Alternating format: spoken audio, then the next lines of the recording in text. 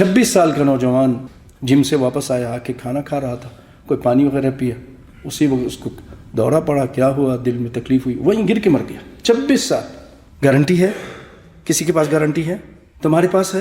کسی کے پاس بھی نہیں ہے بھائیو۔ میں بہت ایکسرسائز کرتا ہوں، ایکسرسائز کرنے والا بھی مر گیا۔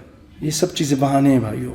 تیاری رکھو، کسی وقت بھی موت کا فرشتہ سامنے آ کے کھڑا ہو سکتا، کہتے چلو، تم کہو گے اچھا 2 رکعت پڑھ لوں یار، میرے رہتے ہیں 2 رکعت، نہیں خلاص اب نہیں ہے، میں ذرا یہ صدقہ کر دوں، میں اور کوئی اور کام کر دوں، کچھ بھی نہیں۔ 1 منٹ، اذا جاء اجل لا يستأخرون ساعة ولا يستقدمون۔